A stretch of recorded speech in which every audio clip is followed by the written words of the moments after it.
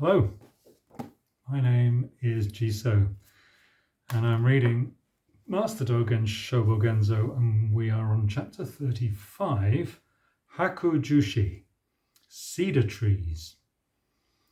The koan, or story, of Hakujushi, the cedar trees, is very famous both in China and in Japan. Although many Buddhists have presented their interpretations of the story, most of them are unsatisfactory. In this chapter, Master Dōgen gives his own interpretation. First, he describes Master Joshu's character, then he interprets the story. In the story, a monk asks Master Joshu Jushin, what was Master Bodhidharma's intention in coming to China from the west? Master Joshu says, the cedar trees in the garden. His intention is, it was just reality, or it was just Dharma. But the monk understood him to mean that cedar trees are just objective things, so he asked the master for another answer, but the master again insisted that cedar trees in the garden are just reality.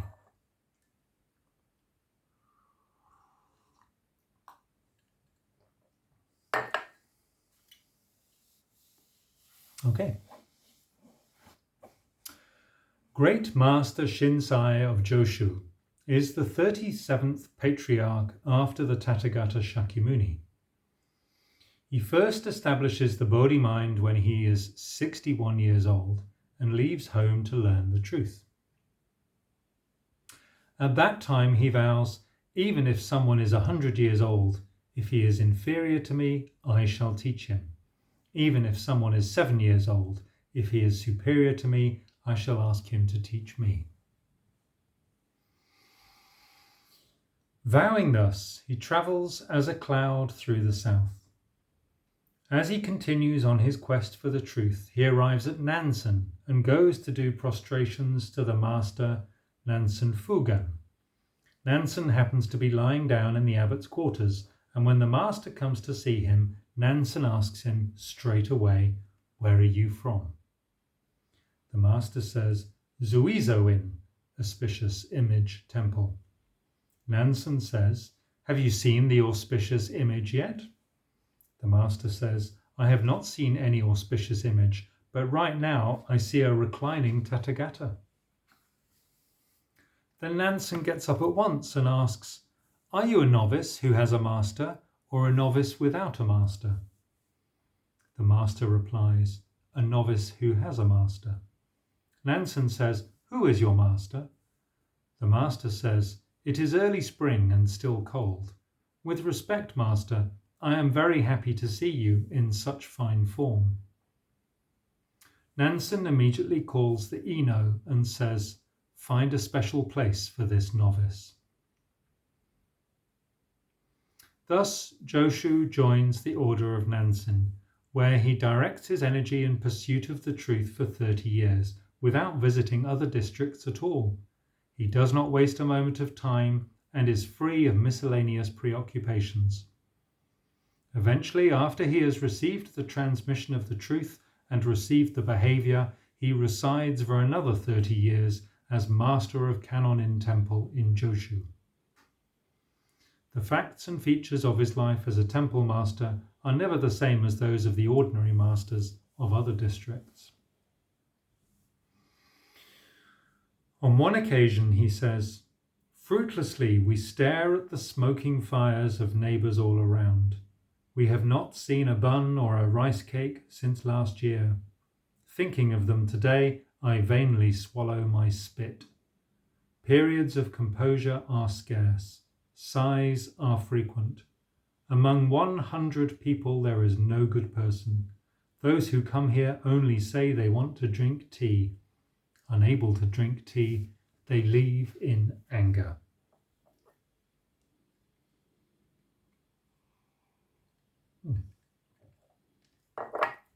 That is nice tea. Pitifully, in Joshu's order, a smoking fire is a rare event. They have little plain food, and they have not had a meal of many tastes since the previous year. If 100 people come, They are all looking for tea. Those who are not after tea do not come. As a note, wanting to get tea suggests wanting to get some concrete effect, for example, enlightenment. I'll remember that. There may be no one among 100 people who could bring tea. There are common monks. Clouds and water is a usual term for the monks of a temple, it says. There are common monks who meet the wise men, but there might be no dragons and elephants who want to be the same as him. Dragons and elephants means outstanding or transcendent practitioners.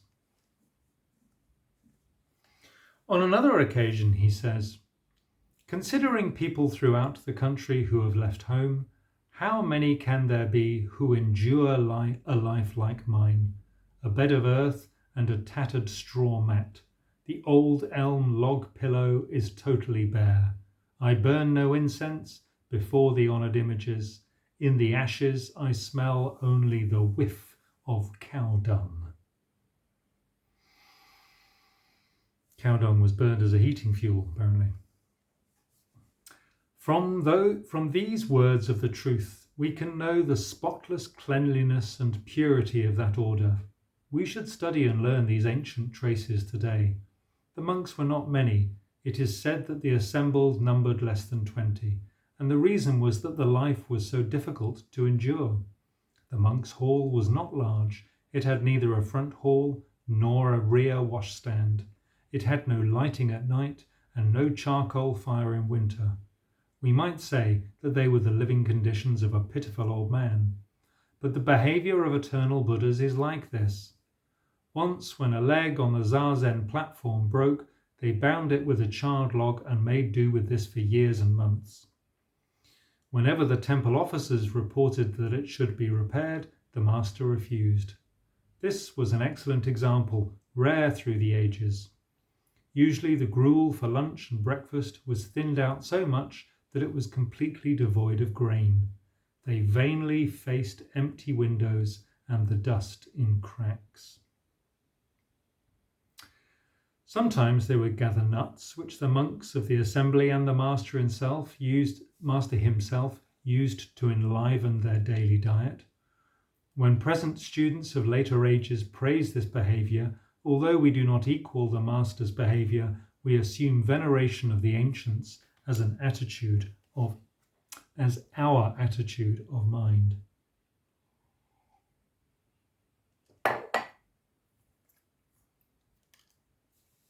One day, Joshu preaches to the assembly.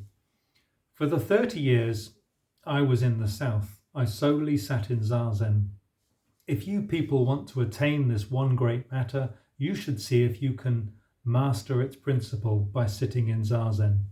After 3 years, 5 years, 20 years, or 30 years, if you have not attained the truth, you may make the skull of this old monk into a dipper for scooping piss. This was his vow. Truly, pursuing the truth by sitting in Zazen is the direct path to the Buddha's truth. We should master its principle by sitting and seeing. Later people would say, the eternal Buddha, Joshu.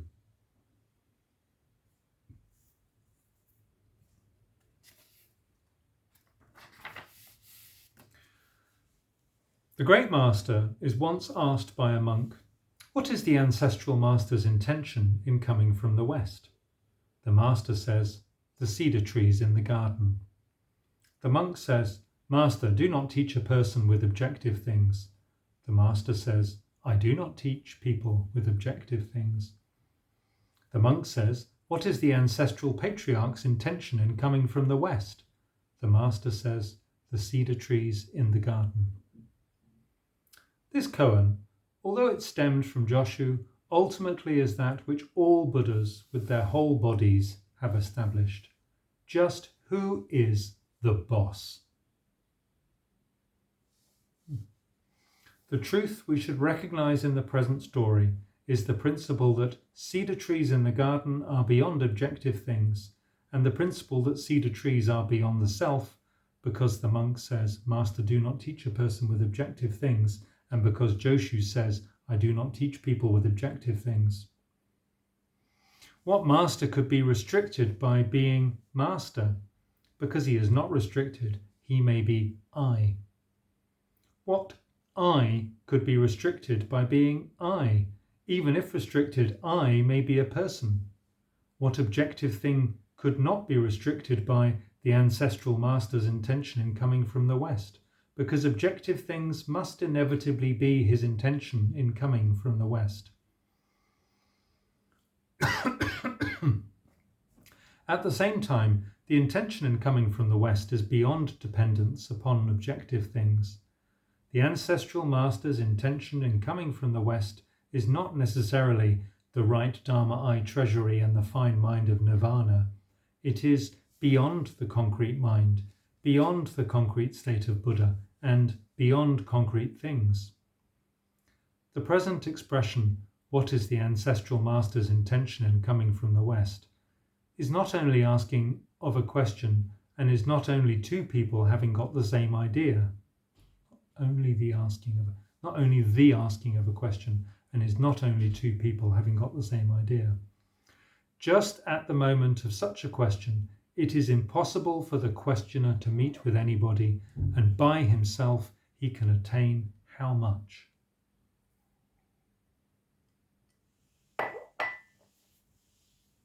To express it further, he is free of wrongness, and therefore he is one mistake after another mistake. Because he is a mistake after mistake, he is mistake after mistake, he sees a mistake as a mistake.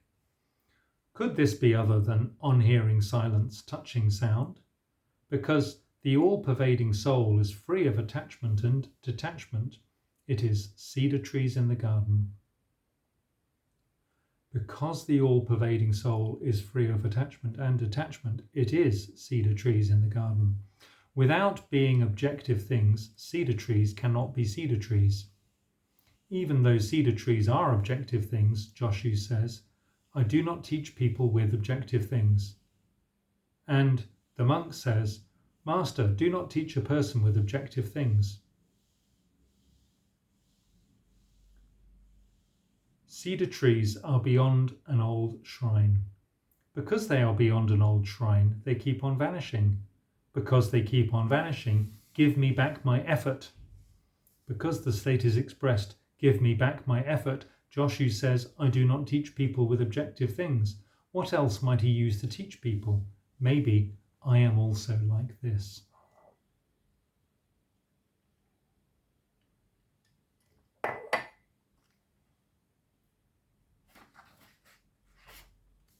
The great master is asked by a monk, in the end, do cedar trees have Buddha nature or not? The great master says, they have. The monk says, when do cedar trees become Buddha? The great master says, they time it with space falling to the ground. The monk says, when does space fall to the ground? The great master says, in time, with the cedar trees becoming Buddha. We should listen to the present words of the great master, and we should not disregard the questions of this monk. When the great master speaks of the time and space falling to the ground and the time of cedar trees becoming Buddha, he is not expressing a state in which two factors are waiting on each other. The monk is questioning cedar trees and questioning the Buddha nature. He is questioning becoming Buddha and is questioning time. He is questioning space and is questioning falling to the ground. When in reply to the monk, the great master now says, they have, he is saying that the Buddha nature of cedar trees actually exists.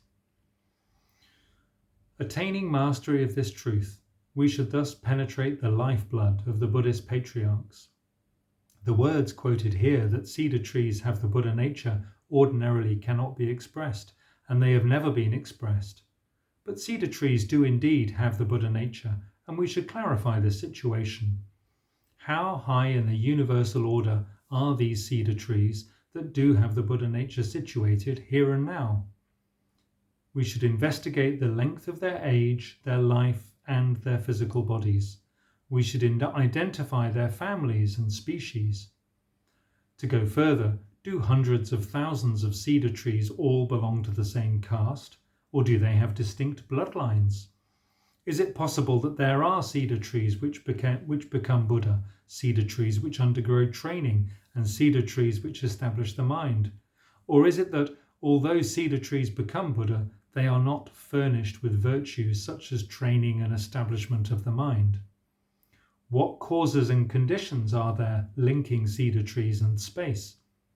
If cedar trees becoming Buddha is inevitable in time, with you falling to the ground, does that mean that a cedar tree's virtue as a tree is necessarily related with space?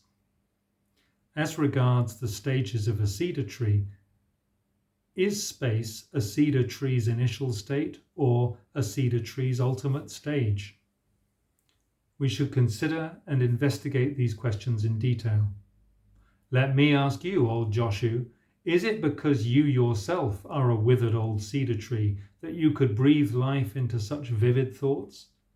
In summary, that cedar trees have the Buddha nature is beyond non-Buddhists, the two vehicles, and the like, and is beyond the perceptions of teachers of sutras and commentaries. How much less could it be preached by the flowery words of people like withered trees and dead ash? It is learned and mastered only by those of the Joshu species. Brilliant.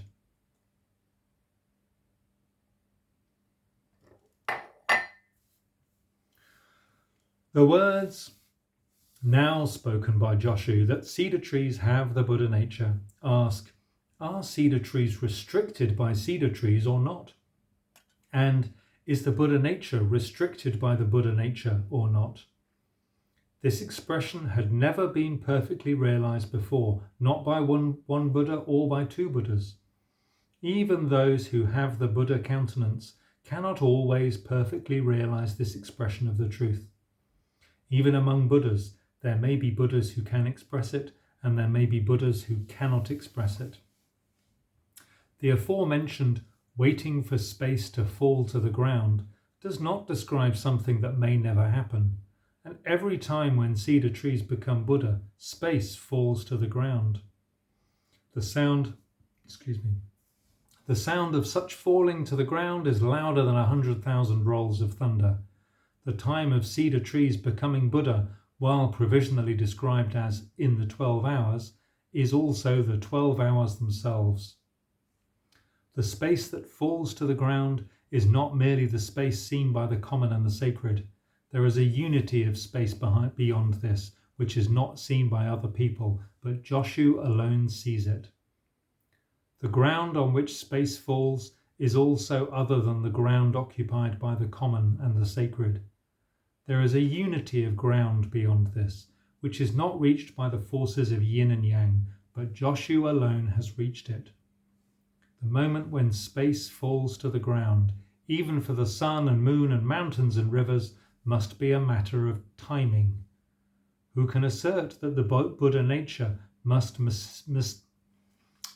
necessarily become Buddha? The Buddha nature is an adornment which follows after becoming Buddha. Furthermore, there may also be Buddha nature which appears together with and experiences together with becoming Buddha. In conclusion, cedar trees and the Buddha nature are not different sounds in the same tune. They are, in other words, the indefinable. We should investigate them, asking, like what? Shōbōgenzō Hakujushi preached to the assembly at Kannon-dori in temple of the Uji district of Yoshu in the 21st day of the 5th lunar month, the season of the Japanese iris, in the 3rd year of Ninji, 1242.